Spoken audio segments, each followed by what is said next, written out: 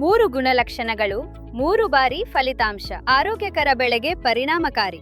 ಸಾರಜನಕ ಬೆಳೆಗೆ ಸಾರಜನಕದ ಅಗತ್ಯವಿದೆ. ಆದರೆ ಸಾರಜನಕವು 3 ರೂಪಗಳಲ್ಲಿ ಅಸ್ತಿತ್ವದಲ್ಲಿದೆ ಮತ್ತು ಪ್ರತಿಯೊಂದು ಗುಂಪಿಗೆ ಅದರ ಬಳಕೆಯ ಪ್ರಕಾರ ವಿಭಿನ್ನ ಸಮಯಗಳಲ್ಲಿ ಅಗತ್ಯವಿರುತ್ತದೆ ಎಂದು ನಿಮಗೆ ತಿಳಿದಿದೆಯೇ? ಹಲವು ಬಾರಿ ನಾವು ಸಾರಜನಕವನ್ನು ನೀಡುತ್ತೇವೆ, ಆದರೆ ಸಸ್ಯಕ್ಕೆ ಅದು ಯಾವಾಗ, ಎಷ್ಟು ಮತ್ತು ಯಾವ ರೂಪದಲ್ಲಿ ಬೇಕಾಗುತ್ತದೆ ಎಂದು ತಿಳಿದಿರುವುದಿಲ್ಲ. ಇದರಿಂದಾಗಿ ಸಸ್ಯದ ಬೆಳವಣಿಗೆ ನಿಲ್ಲುತ್ತದೆ ಅಥವಾ ಕೆಲವೊಮ್ಮೆ ಅತಿಯಾದ ಬೆಳವಣಿಗೆ ಸಂಭವಿಸುತ್ತದೆ. ಜೈ ಕಿಸಾನ್ ನವರತ್ನ ನೈಟ್ರಾನಿಕ್ 32 ಒಂದು ದ್ರವ ಗೊಬ್ಬರವಾಗಿದ್ದು, ಇದರಲ್ಲಿ 32% ಸಾರಜನಕವು 3 ವಿಧದ ರೂಪಗಳಲ್ಲಿ ಕಂಡುಬರುತ್ತದೆ. ಮೊದಲ ಹಂತವು ನೈಟ್ರೇಟ್ ಆಗಿದ್ದು, ಇದು ಸುಮಾರು 1/4 ಭಾಗದಷ್ಟು ಪ್ರಮಾಣದಲ್ಲಿ ಕಂಡುಬರುತ್ತದೆ.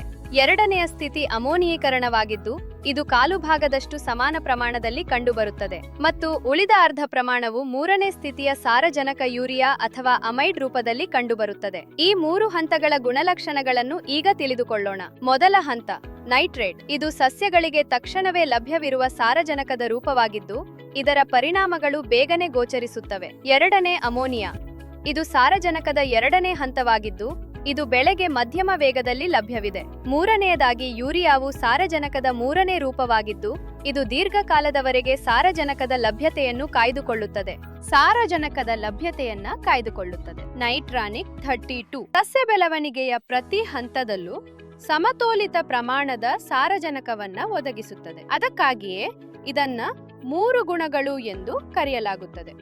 ಹೆಚ್ಚಿನದನ್ನ ಹೊಂದಿರುವವನು ಹೇರಳವಾದ ಉತ್ಪಾದನೆಯನ್ನು ಪಡೆಯುವ ಫಲಿತಾಂಶದ 3 ಪಟ್ಟು. ನೀವು ಖಾರಿಫ್, ರಬಿ ಅಥವಾ ಜೆಡ್ ಬೆಳೆಯಲ್ಲಿ ಜೈ ಕಿಸಾನ್ ನವರತ್ನ ನೈಟ್ರಾನಿಕ್ 32 ಎಲ್ಲಾ ಬೆಳೆಗಳಿಗೆ ಉಪಯುಕ್ತವಾಗಿದೆ. ಅಗತ್ಯವಿರುವಂತೆ ಸ್ಪ್ರೇ ಅಥವಾ ಟ್ರಿಪ್ ನೀರಾವರಿ ಬಳಸಿ. ನಿಮ್ಮ ಕೃಷಿ ಸಲಹೆಗಾರನಾದ ನಾನು, ಜೈ ಕಿಸಾನ್ ನವರತ್ನ. ನೈಟ್ರಾನಿಕ್ 32 ಅನ್ನ ಬೆಳೆ ಅನ್ವಯವಾಗಿ ಒಮ್ಮೆ ಖಂಡಿತವಾಗಿ ಬಳಸಬೇಕೆಂದು ವಿನಂತಿಸುತ್ತೇನೆ. ಸರಿಯಾದ ಸಮಯದಲ್ಲಿ ಸರಿಯಾದ ರೂಪದ ಸಾರಜನಕವನ್ನ ಅನ್ವಯಿಸಿದಾಗ ನಿಮ್ಮ ಬೆಳೆಯ ಚಿತ್ರಣವು ಹೇಗೆ ಬದಲಾಗುತ್ತದೆ ಎಂಬುದನ್ನ ನೋಡಿ. आपकी मुस्कान जय किसान।